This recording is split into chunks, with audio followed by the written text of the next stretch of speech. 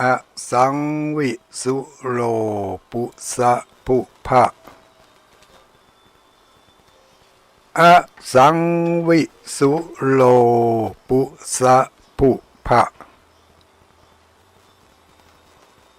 ขอความนอบน้อมแด่องค์สมเด็จพระสัมมาสัมพุทธเจ้าขอน้อมอภิวาทแด่พระสัทธรรมเจ้าขอน้อมนมัสการพระอริยสงฆ์เจ้าขอถวายความเคารพท่านพระคุณเจ้าท่านเจ้าคณะพระสังฆาธิการท่านครูบาอาจารย์พระสงฆ์องค์สังฆเจ้าทุกรูปทุกตนทุกองค์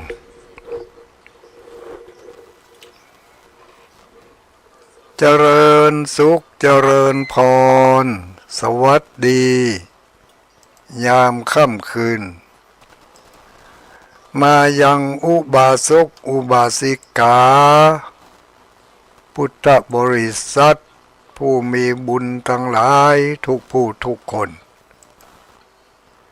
ที่กำลังเปิดเครื่องรับฟังอยู่ในเวลานี้หรือว่าที่กำลังหมุนเครื่องหมุนสถานีมาปะใส่ในเวลานี้ญาติโยมสาธุชนทั้งหลายทุกๆคืนวันจันทร์ตั้งแต่สัปดาห์ที่2สัปดาห์ที่3สัปดาห์ที่4บางเดือนก็มีสัปดาห์ที่5ของวันจันทร์ทุกคืนเราจะได้มาพบปะกันณสถานีวิทยุแห่งนี้ก่อนอื่นขอประกาศอนุโมทนาเจ้าของสถานีทุกที่ทุกแห่งที่รับสัญญาณจากคลื่นสีขาวเพื่อชาวประชามาพบมาปะให้ศรัทธาญาติโยมได้มีความอุ่นอกอุ่นใจม่วนอกม่วนใจได้ข้อเตือนจิตสะกิดความรู้สึกของศรัทธาญาติโยมที่มีความสนใจใฝ่รู้ใฝ่ศึกษาอยากจะเพิ่มพูนสติปัญญาให้กว้างขวางออกไปเนาะทุกที่ทุกแห่งจังหวัดเชียงรายจังหวัดพะเยาจังหวัดลำปางจังหวัดน่านจังหวัดแพร่จังหวัดลำพูนจังหวัดแม่ฮ่องสอนมาถึงจังหวัดเชียงใหม่ข้ามมาถึงเชียงใหม่ก็ข้ามดอยมาตังเชียงดาวอำเภอเป้าเมืองอำเภอเมืองเป้าอำเภอเชียงดาวอำเภอฝางชัยปราการชัยปราการน้ำยามก็อยู่ใกล้กับชัยปราการอยู่ในเขตของเมืองฝางนี่แม่อายแม่อายชัยปราการฝางแล้วก็อ้อมมาทางแม่จันแม่สายโพดล่องมาทางใต้ก็มาแม่ลาวแม่สวยเวียงป่าเป้านี่ที่เวียงป่าเป้านี้ขออนุโมทนาสถานีวิทยุดอยหมอกเรดิโอขออนุโมทนาสถานีวิทยุคนฟ้าเดียวกัน ขออนุโมทนาสถานีวิทยุแม่ขจารโมเดิร์นเรดิโอในเวียงป่าเป้าค่ำคืนวันนี้3 สถานีรับพร้อมกันท่านทั้งหลายเสียงที่ได้ยินอยู่ในเวลานี้เป็นเสียงจากวัดพระธาตุม่อนจอมพออำเภอเวียงป่าเป้า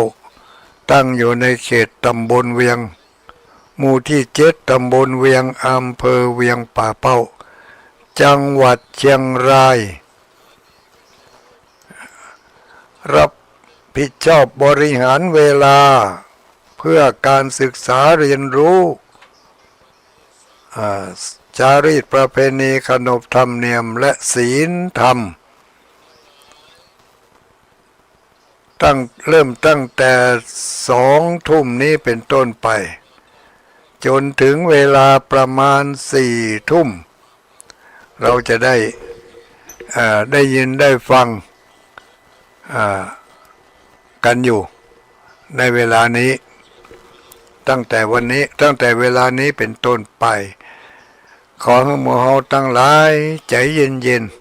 ๆฟังกันไปมาฮู้จัก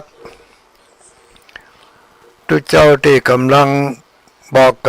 อู้ท่านทั้งหลายกำลังใจเวลาอันมีค่าของทางสถานีอยู่ในเวลานี้ก็คือตุลุงดอยมีชื่อว่าตุลุงดอยมีชื่อที่เปิดห้องกันว่าพระครูปฏิภาณธรรมทิน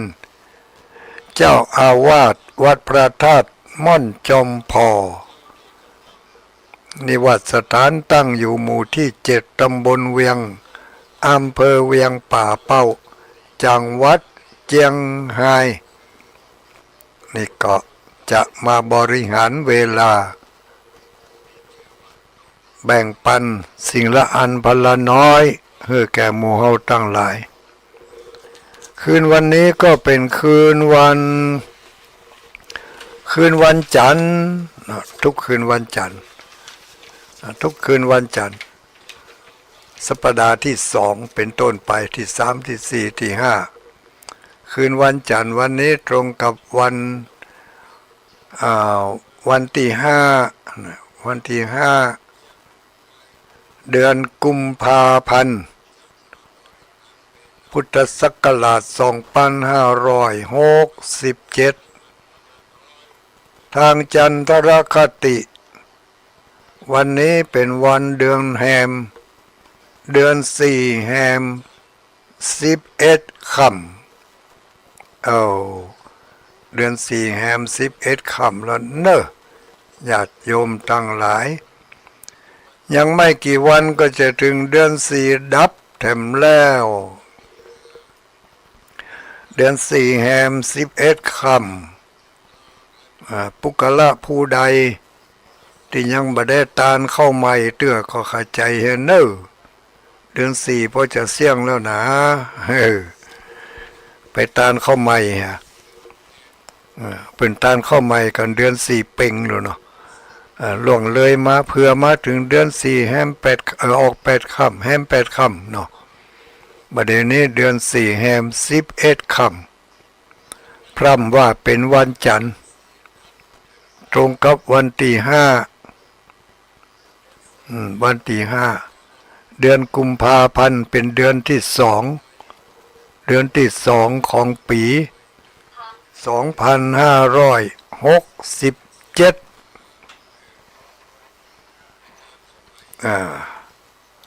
ก็รับทราบกันตามนี้เนาะที่ได้ปฏิบัติสืบตามกันมาจารีตหีดห้อยกันต้านข้าวใหม่กินข้าวใหม่ต้านข้าวใหม่มันเป็นความกตัญญูอย่างหนึ่งที่หมู่เฮาทั้งหลายสำนึกกึดได้ว่า มรดกต่างๆที่เราได้รับมาจากพ่อจากแม่จากครูบาอาจารย์จากบรรพบุรุษของเราเป็นมรดกเป็นตีบ้านตีจ้องตีให้ตีสวนตีนาตีทำมาหากินเนาะก็เมื่อได้รับผลผลิตจากตีต่างๆเหล่านั้นแล้วเขาก็บ่ลืมบ่ละเอาไปตานให้เปิ่นเมื่อตานแล้วก็ถึงจะเอามากินมาขายมาจำหน่ายจ่ายแจกก็คือจะได้สมกับเจตนาของบรรพชนของเราบางคนอาจจะคิดว่าบักเกี่ยวกันตุลุงที่ให้ที่นาที่สวนที่บ้านนี่ผมซื้อคนเดียวมัดมาได้รับมรดกมาจากพ่อจากแม่แม่แต่น้อยเดียวชิ้นเดียวก็บ่เคยได้รับสตางค์ทุกบาทเป็นของผมเงินเดือนผมรายวันที่ผมไปรับจ้างมาบ่เกี่ยวกับพ่อกับแม่อย่างนี้บ่จัดว่าเป็นมรดกกาตุลุงเนาะจะไปกึดสั้นควันหมิ่นอย่างอันเด้อกึดยาวไปทำน้อยพ่อแม่อาจจะบ่ได้ให้มรดกที่เป็นรูปธรรมเป็นตัวเป็นตนเป็นตินอาจจะบ่ได้ให้บ้านเป็นหลังอาจจะบ่ได้มอบทรัพย์สมบัติที่ให้ที่นาให้เพราะเปิ้นบ่มีเพราะเปิ้นบ่มีหรือเปิ้นมีเปิ้นก็มีความจำเป็นจะต้องจำหน่ายขายไปก่อนที่เปิ้นจะรับตาล่าโลกทีนี้เขาก็มาอยู่ด้วยตัวของเขาโดดเดี่ยวหากำมาก้าขายทำให้ใส่สวนที่ได้ซื้อมาด้วยน้ำพักน้ำเงินของเขาจะไปคิดว่าเบาใจของพ่อของแม่ที่เขาได้มามรดกต่างๆเหล่านี้เขาได้มาก็เพราะว่าพ่อแม่ครูบาอาจารย์ของเขาได้มอบมรดกชิ้นสำคัญให้แก่เขาเป็นมรดกที่พอบหันตัวแต่มันยิ่งใหญ่กว่ามรดกที่หันตัวหันตินมันยิ่งใหญ่กว่าจะใดก็คือมรดกทางด้านสติปัญญาทางด้านสติปัญญาอันนี้เป็นมรดกที่เปิ้นได้มอบได้ปันให้เฮาตั้งแต่เฮาเกิดออกจากต้องเปิ้นมาใหม่ๆพุ่นตั้งแต่เฮาอยู่ในต้องพุ่นหวานเตมรดกส่วนนี้เปิ้นได้ให้เฮามรดกก็คือความฮักความเอ็นดูความสงสารอยู่ในต้องก็พยายามประคบประหงมถนอมกล่อมเกลี้ยงอดเปรี้ยวอดหวานอดมันอดเค็มอดความสะดวกสบายทุกสิ่งทุกอย่างนี่เป็นมรดกเป็นมรดกก็คือเป็นบุญเป็นคุณที่เราได้รับจากเปิ้นจากนั้นมาพอใหญ่หน้ากล้าบานขึ้นมาก็พยายามที่จะคุ้มครองป้องกันบ่ให้ลูกเต้าหลานเหลนของตัวเองไปกระทำในสิ่งที่ชั่วร้ายพ่อแม่ทุกคนพยายามที่จะห่วงห้ามปรามบ่ให้ลูกของตัวเองไปกระทำในสิ่งที่มันชั่วร้ายทั้งทางกายทางวาจาและทางจิตใจแม้กระทั่งทางด้านจิตใจกำนึกกำคิดต่างๆเพิ่นก็จะบอกจะกล่าวให้ลูกคิดดีทำดีพูดดีเนเฮามีพระพุทธพระธรรมพระสงฆ์มีพระพุทธศาสนา เป็นแนวทางในการปฏิบัติเข้าสู่ความดีพ่อแม่ก็พยายามห้ามปรามไม่ให้ลูกไปทำความชั่วแล้วก็ยังไม่เพียงเท่านั้นก็ยังส่งเสริมลูกของตัวเองให้ทำความดีนะห้ามทำความชั่วแล้วก็ส่งเสริมให้แนะนำให้ทำความดีให้ตั้งอยู่ในคุณความดีนี่ก็เป็นมรดกขั้นพื้นฐานกำแล้วนะ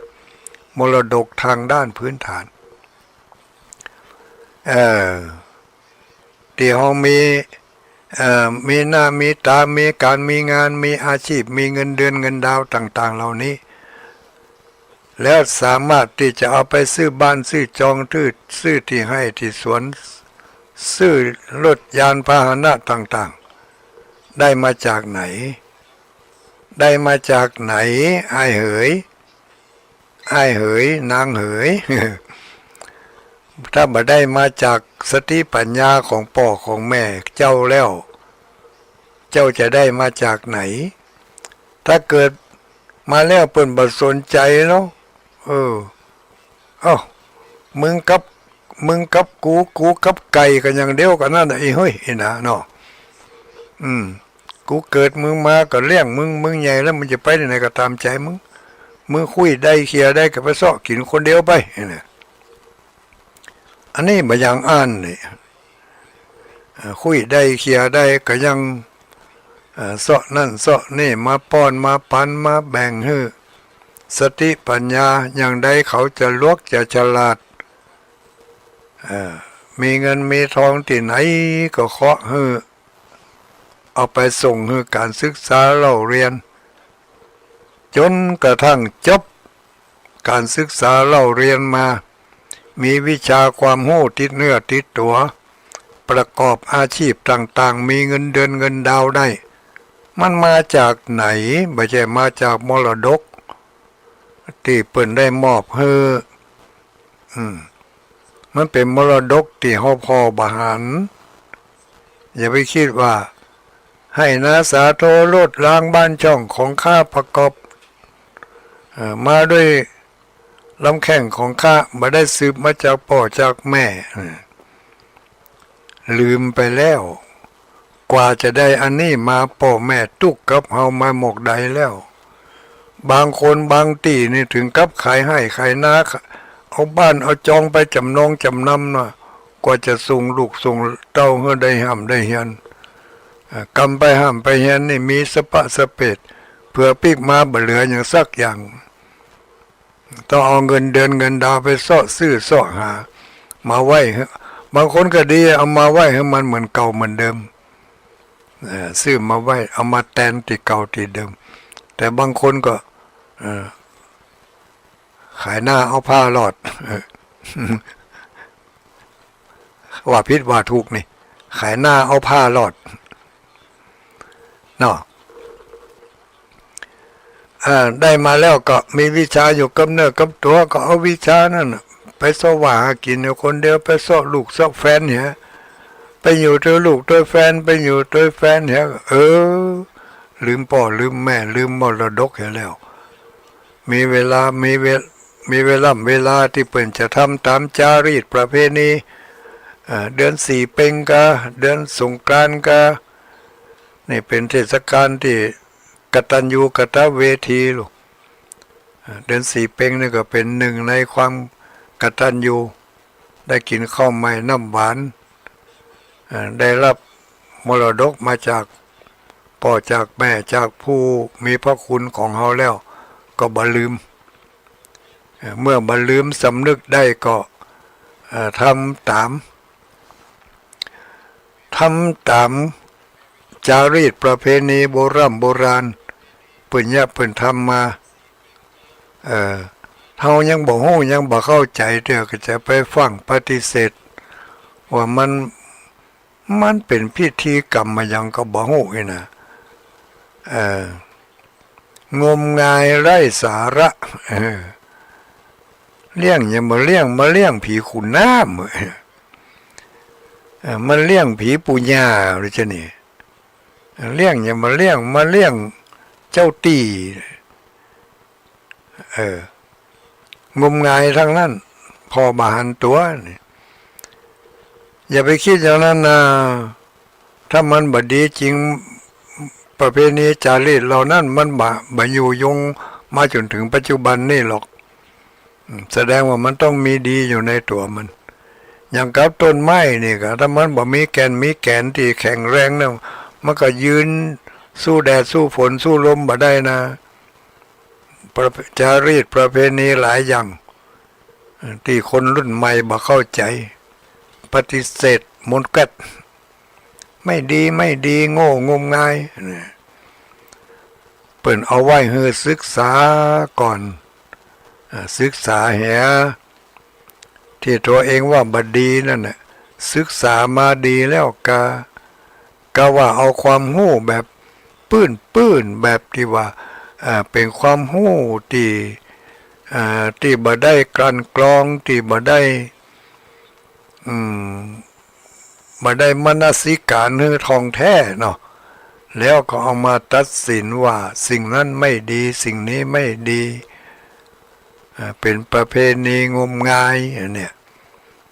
ตัวเองบ่ได้ศึกษาให้เข้าไปถึงภูมิปัญญาของคนที่เปิ่นตั้งหีดตั้งหอยขึ้นมาหรอก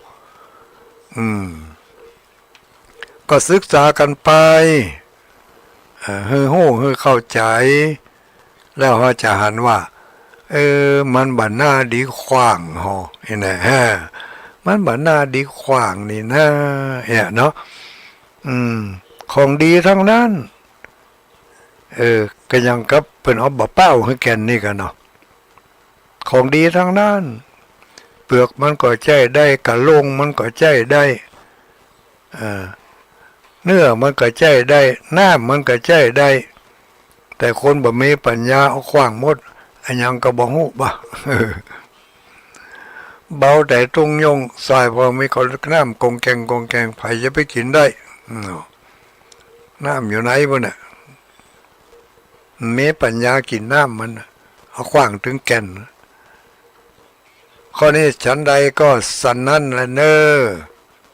โอ้ยแม่โอ้ยบอกลูกบอกหลานเขาเหี้ยบางทีเขาก็อาจจะกึดบัดตันเนาะกึดบัดตันก็เลยบักเข้าใจเมื่อบักเข้าใจก็เลยเอาขว้างน่าเสียดายจารีตประเพณีอันดีงามเหมาะสมกับชุมชนในท้องถิ่นคือภาคเหนือของเฮาภาคเหนือของเฮามีหีดมีห้อยหลายอันหลายอย่างนะที่น่าศึกษาน่าเรียนรู้น่าขยายผลแก่ชนรุ่นหลังได้สืบกันต่อไปเอาไปเอามาอันนี้มันจมก็นี่เนาะจมก็ว่าลำพึงลำพันแบบอย่างนี้ไผ่ฟังตุลุงอยู่ก็ให้เข้าใจเนอะตุลุงนี่บอกไปอู้ไปแบบที่ว่าไม่ได้ตั้งแบบเป็นพุทธภาษิตเป็นนิเขปบทเบื้องต้นนะกึดใจได้ก็เอามาอู้มาสู่มาจูกันฟังเก่าพ่องใหม่พ่องที่มีสาระพ่องมีธุระพ่องมีสิ่งที่น่าจะละพ่อง มันหลายละเหมือนกันเลยเนาะน่าจะเอาธุระน่าจะใส่น่าจะเป็นภาระอะไรนะเนาะเป็นสาระ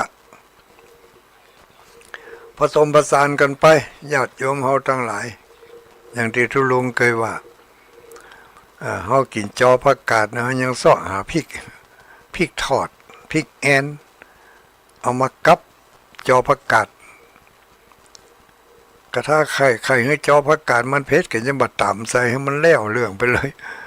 ไอ้ซอหาพริกมากับมันอย่างเนาะกินเข้าไปจอผักกาดมันส้มๆเนาะส้มๆจาง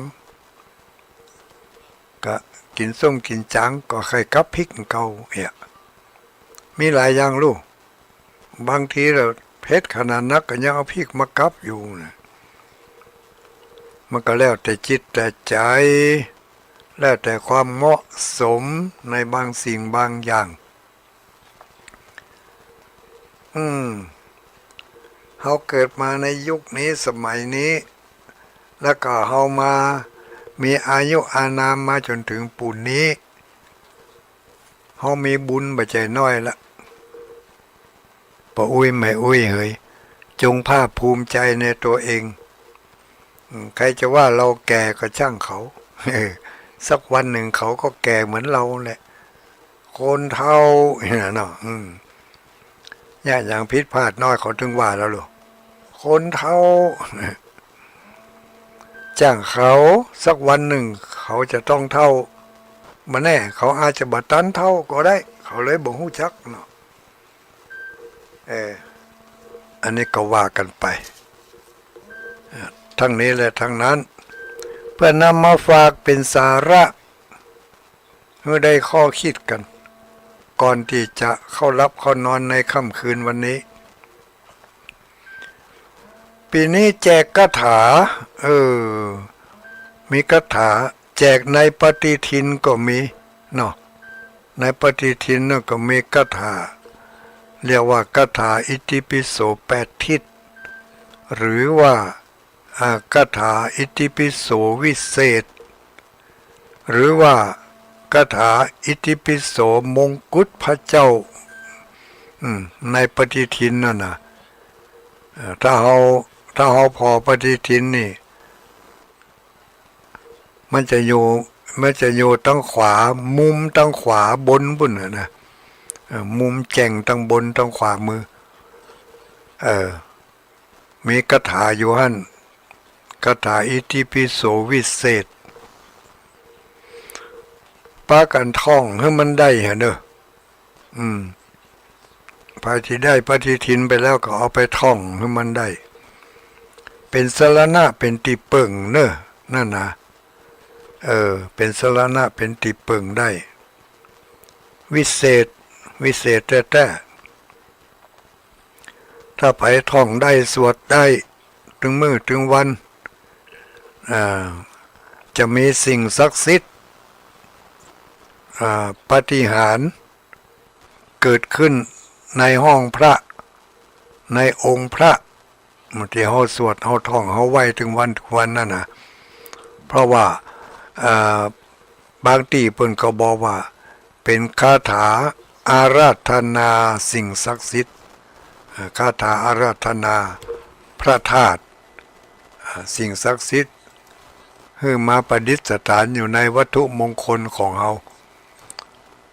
วัตถุมงคลของเขาก็มีอาจจะมีเป็นรูปพระเจ้ากาหรือว่าเป็นองค์พระแบบที่ไปปูชาเปิ่นมาบางทีเปิ่นทำพิธีเสร็จเรียบร้อยแล้วเขาก็ไปปูชามาใครได้มาไหว้กับบ้านกับจองต้องการความเป็นสิริมงคลเนาะแต่บทคาถาต่างๆที่เปิ่นใจปลุกเสกหรือว่าที่เปิ่นใจสมโพธิวัตถุมงคลต่างๆเหล่านั้นเปิ่นสวดกันนักขนาดนักตั้งแต่นะโมตัสสะไปจนถึงอายุวันโนสุขังพลังบุญบางที่ก็ใช้เวลาสวดเป็นชั่วโมงป่ายเพื่อจะให้วัตถุมงคลต่างๆเหล่านั้นเกิดความศักดิ์สิทธิ์เกิดมีปาฏิหาริย์เกิดมีปาฏิหาริย์เป็นที่เปิ่งตั้งใจของผู้ที่ได้นำไปสักการะบูชาไหว้สาบทคาถานั้นมีนักขนาดนักที่เปิ่นว่าไว้ในหันแต่เขาไม่สามารถที่จะยังว่ายังเปิ่นได้ถึงหมด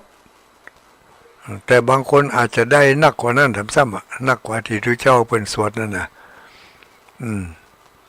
แต่ก็ยังว่านะถ้ามันนักล่ำไปบางทีก็สับสนเวลาก็บ่ใครมีตุลงก็เลยไปซ้อหากถาที่มันสั้นๆเนาะ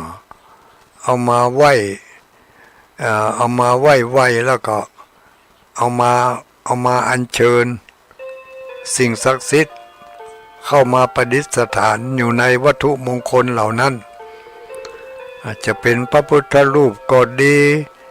ยันก็ดีพระพุทธรูปองค์ใหญ่องค์น้อยก็ดีเป็นทองเหลืองก็ดีเป็นสิ้นเป็นอะไรยังก็ตามที่เขาไปปูชาเปิ่นมาเอามาไหว้ในห้องพระเอามาไหว้บนหิ้งปูชาน่ะเมื่อเอามาแล้วจะไปเอามาตั้งไว้เหมือนกับตุ๊กตาถ้าเป็นรูปภาพของครูบาอาจารย์เกจิอาจารย์เป็นรูปของพระพุทธรูปของพระธาตุเจ้าเจดีย์เอามาติดไว้จะไปเอามาเหมือนกับเอารูปดารามาติดฝาบ้าน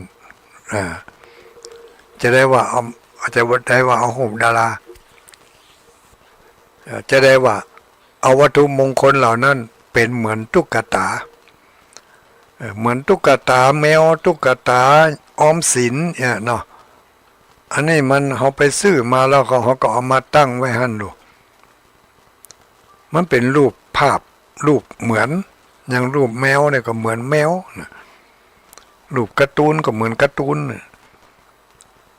แต่ความศักดิ์สิทธิ์มันจะมีหรือไม่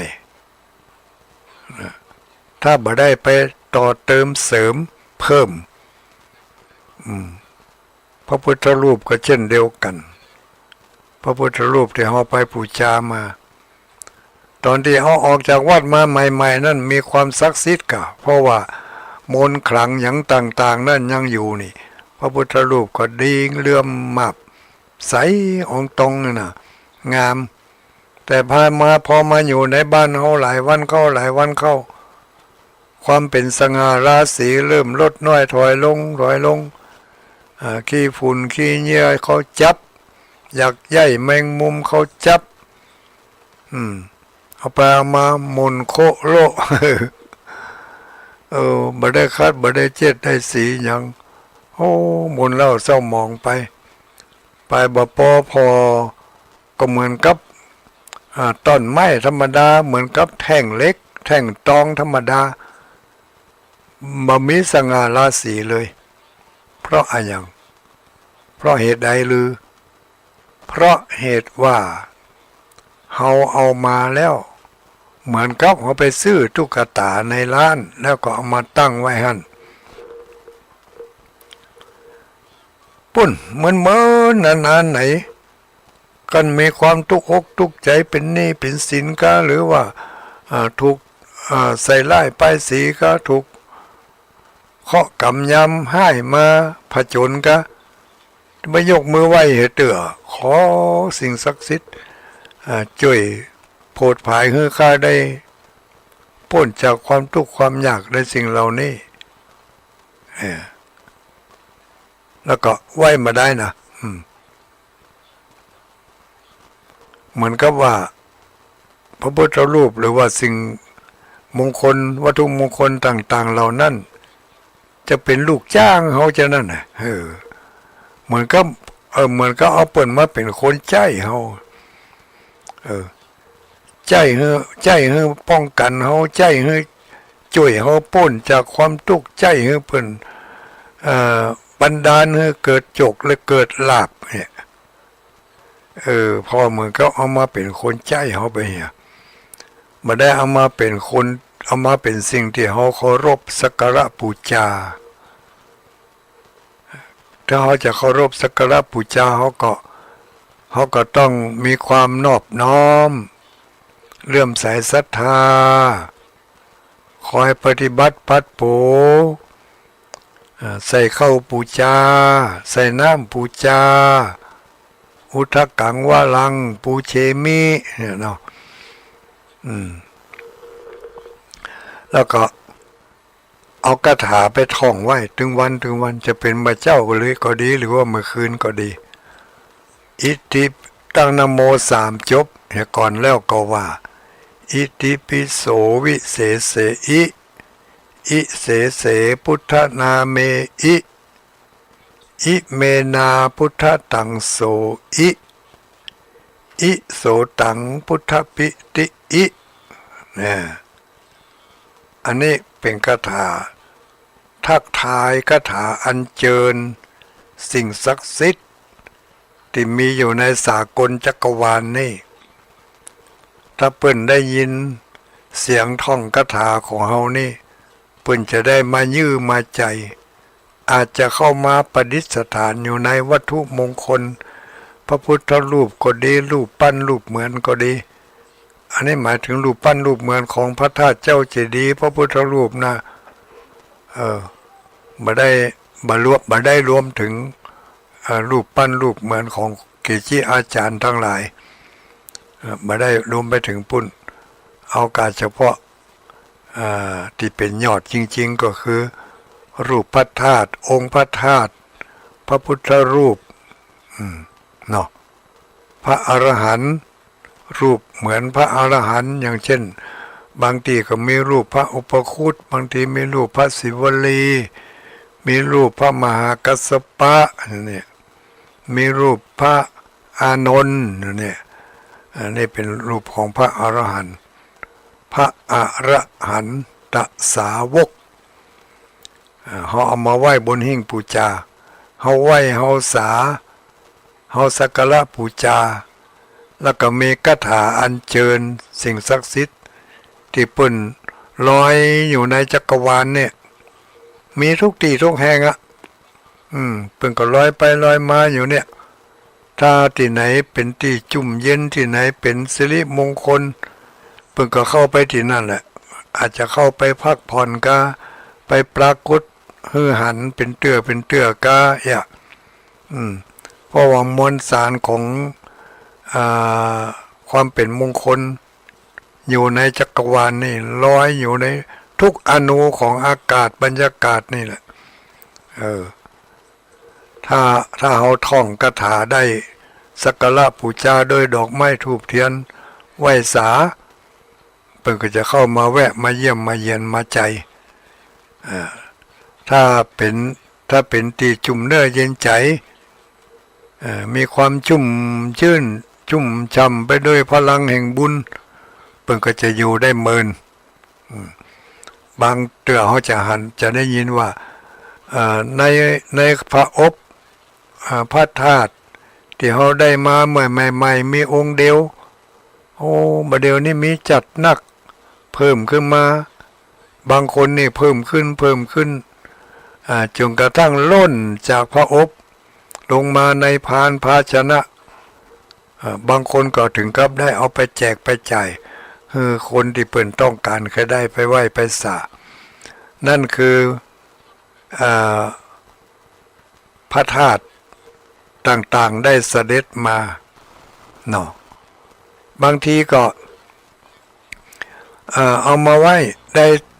ได้พระธาตุมาจากที่นั่นที่นี่2 องค์ 3 องค์เอามาใส่พระอบใส่อย่างไหว้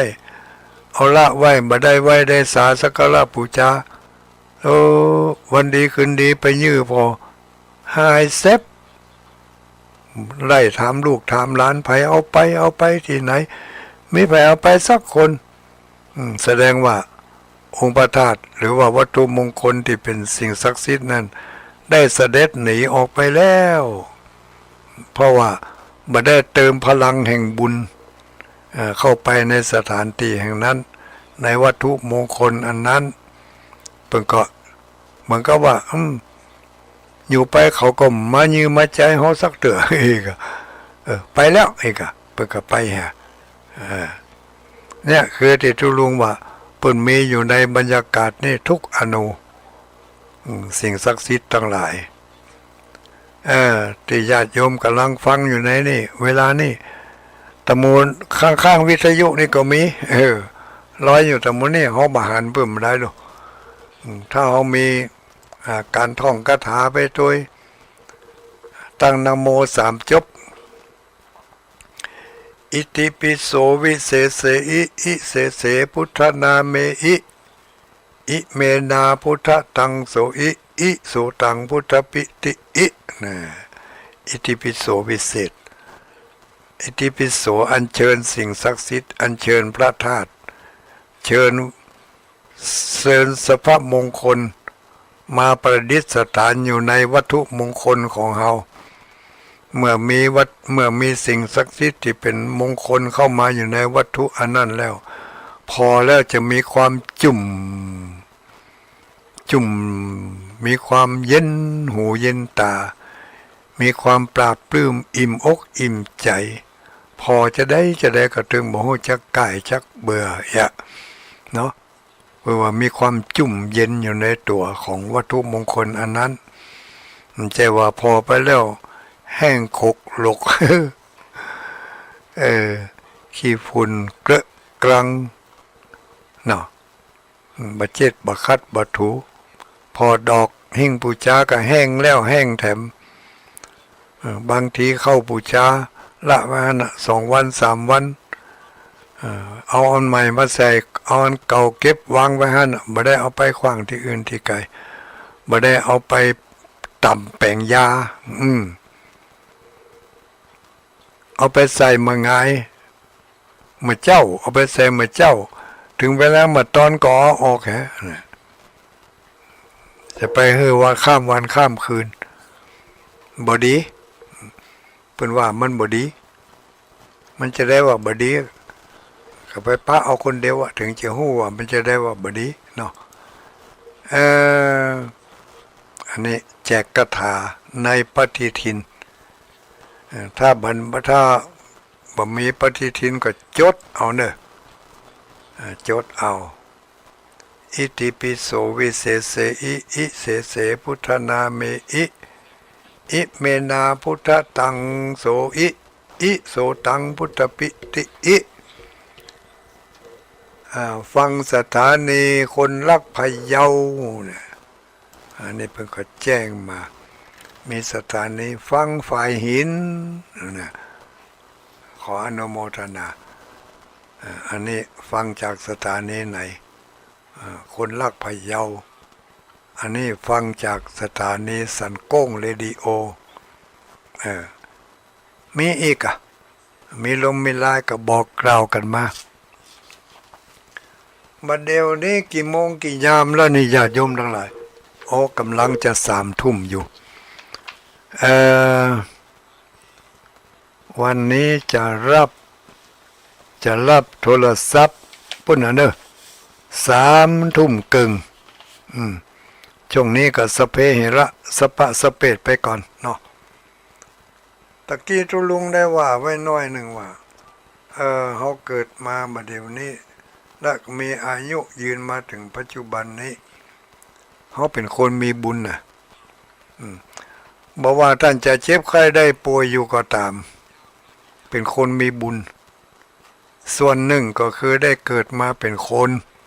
อันนี้มีบุญนะมนุษย์อย่างก็มนุษย์โสมนุษย์สิมนุษย์ปฏิลาโภอย่างเนี้ยเกิดมาเป็นคนมีบุญมากเกิดมาเป็นมนุษย์บุญอันที่2เกิดมามีอายุเนาะบัดตายเมื่ออยู่ในท้องแม่เกิดมาแล้วบัดตาย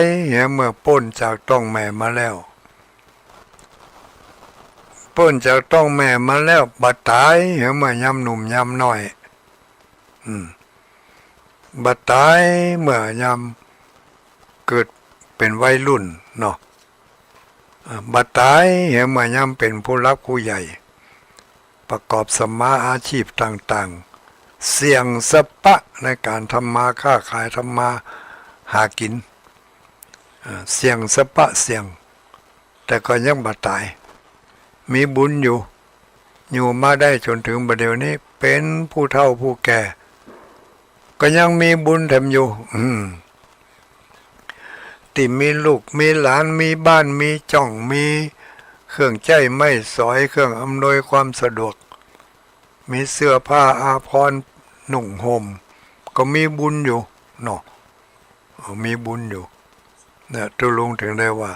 พุทธบริษัทผู้มีบุญทั้งหลายเนี่ยเขาเกิดมาด้วยบุญส่งเขามาส่งเขามาเป็นอย่างรู้เนาะ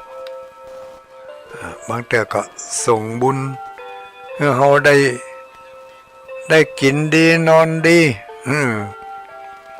กินดีนอนดีกินอิ่มนอนอุ่นภาษาอีสานเขาว่ากินอิ่มนอนอุ่นอันนี้ก็มีบุญนึกดูแล้วเขาก็น่าภูมิใจนะที่เขามีบุญอยู่มาจนถึงป่านนี้อายุอานามก็เข้ามาตัวนี้แล้วบางคนก็เลข7บางคนก็เลข8บางคนก็เลข9นำหน้าแล้วบางคนก็ปล่อยปลายแล้วสุขภาพร่างกายยังสมบูรณ์แข็งแรงอยู่กินได้นอนรับแอวได้อยู่นี่ก็น่าว่าบุญนักแก่แต่จะไปสละใจเนอบุญเก่าเฮานักนะนักมาจนถึงเฮาอยู่ได้จนถึงป่านนี้นะที่มีบุญมีสุขภาพดีบางคนมีบุญมีอายุยืนมาจนถึงป่านนี้แต่ว่ามีวิบากกรรมบางส่วนวิบากกรรมบางส่วนที่ได้มาทวงหนี้ทวงสินที่เขาได้ไปสร้างไว้ในอดีตในภพใดชาติใดเขาก็บ่ฮู้แหละถึงเวลานี้อายุยืนมาจนถึงปานนี้แต่ก็อายุยืนด้วยความบัดสะดวกบัดสบายเจ็บไข้ได้ป่วยกินยาอยู่ตลอดไปหาหมอทุกอาทิตย์ทุก2 วัน3 วันบางคนก็ไปฟอกไตเนี่ยเนาะบางคนก็ไปหับยาความดันบางคนก็ไปกินควบคุมเบาหวานบางคนก็รักษาโรคเก้าอันนี้บาปเก่าจะมาเด้อบาปเก่าแต่ในคณะเดียวกันนั้นกรรมก็ยังบาดใจร้าย กรรมก็ยังบาดใจร้ายเหตุที่เดียวนะยังแบ่งส่วนให้เขาได้มีอายุมีอายุยืนบางคนก็บอกว่าโอ้ถ้ายืนอย่างนี้ทุลุงบ่ใครได้ใครตายแท้ๆเนื้อมันก็บ่ตายโอ้มันบ่ตายง่ายๆแล้วเพราะมันยังเอาเฮาซ้ายนี่มันบ่เสี่ยงตลุมันไปตายง่ายจะได้ยิ้มสู้มันยิ้มมันเขามาทวงนี่ก็ยินดีให้เขาเหียยิ้มให้เขาเหียยิ้มในใจบุญนะหรือจะยิ้มมาทางนอกก็ได้เขามาแอวมาแวงมาหากันแบบสบายไปเลยเรื่องความทุกข์เรื่องพยาธิอาพาธนั่นมันเป็นเรื่องของร่างกายไม่เป็นเรื่องของร่างกายแต่ก่อนมันเอาร่างกายส่วนนี้ไปยะเฮเปิ้นมาเดียวเนี่ยเปิ้นก็มายะเฮร่างกายของเฮานั่นเนาะเรื่องไผเรื่องมันเหมือนมันก็หมดหนี้หมดสินกันแต่ใจของเฮาสบายก็เฮาทำใจให้มันสบายภาคภูมิใจว่าเรายังมีชีวิตยังมีชีวิตได้หู้ได้หันได้ใจได้อันอย่างเหมือนกับเขากูสิ่งกูอย่างยังมีโอกาสได้ยินได้ฟังเสียงตุเจ้าเนี่ยนะกูขึ้นโอ้บางคนนั่นเขานึกพอบางคนนั่นนะโรคภัยไข้เจ็บก็รุมเล่าเต็มทีเสียงตุเจ้าก็บ่ได้ยินเสียงสวรรค์ก็บ่ได้ยินก็เลยบ่มีโอกาสได้เพิ่มบุญใหม่เพิ่มบุญใหม่ บ่มีโอกาสได้ทำจิตทำใจให้ปล่อยวางบ่ได้มีโอกาสทำวิธีเพื่อแบ่งส่วนคือว่าส่วนของความเจ็บไข้ได้ป่วยเป็นส่วนของร่างกายส่วนของความสุขสบายก็คือส่วนของจิตใจจิตใจนี่คนที่ร่างกายสมบูรณ์บางทีอาจจะมีความทุกข์ใจนักกว่าคนที่ร่างกายไม่สมบูรณ์เป็นพยาธิอาพาธต่างๆนี่นะเนาะอย่างที่ทุลงว่าตะเกียเป็นเบาหวานเป็นบาดเป็นแผลเป็นโรคเก้าเนี่ยเป็นความดันอย่างนี้เนาะเป็นสภาพเป็นมาเดี๋ยวนี้โรคมันนักโรคภัยต่างๆเหล่านี้เกิดมาจากวิบากกรรมที่เราเคยไปได้ยะเฮือสัตว์ยะเฮือคนเหล่านั้นได้รับความลำบากนะอาจจะได้เคียนได้ตีได้ค้ำขาลาวีอาจจะได้ไปเบื่อเขาอาจจะได้ไปยะเฮือเขาเจ็บไข้ได้พยาธินะโดยเจตนาก็ดีโดยบ่เจตนาก็ดีเมื่อเวรมันมาถึงมาคบมาไขว่แล้วเขาก็ต้องยอมรับไปตามนั้นแต่ใจของเขานี่ทำให้ใจเป็นบุญแผ่เมตตาไปอุ้ยเฮ้ยตั้งนะโมหันท่องคาถาหันอิติปิโสวิเศษเสอิอิเสเสพุทธนาเมอิอิเมนาพุทธตังโสอิโสตังพุทธปิติอิ8 บท 8 ทิศก็แผ่เมตตาไปข้าพเจ้ามีความสุขโมอีก็ขอให้สรรพสัตว์ทั้งหลายมีความสุขยิ่งขึ้นไปยิ่งกว่าข้าพเจ้าเนอจะไปมีความทุกข์สัตว์เหล่าใดผู้ใดคนใดมีความทุกข์เหมือนข้าพเจ้าก็ขอให้รีบพลันพ้นจากความทุกข์อันนั้นโดยเร็วเตอเนี่ยอันนี้เขาก็เรียกว่าเขาแผ่เมตตาไปแบ่งปันความสุขให้แก่ผู้ที่เพิ่นมีความทุกข์ที่เพิ่นอยากจะพบปะกับความสุขนี่นะตัวลุงฟังอยู่ก็ฟังอยู่อนุโมทนาอันนี้มันเป็นภายแถมเนาะกำลังจัดรายการทางสถานีวิทยุคลื่นสีขาวเพื่อชาวประชาเนาะคลื่นสีขาวเพื่อชาวประชาไผมาเปิดฟังได้ยินอยู่ในเวลานี้ก็ฮับหูฮับสับเนอผู้ที่กำลังกำลังบอกอยู่ประเดี๋ยวนี้ก็คือตุลุงดอยอยู่วัดพระธาตุจอมพออำเภอเวียงป่าเป้าจังหวัดเชียงราย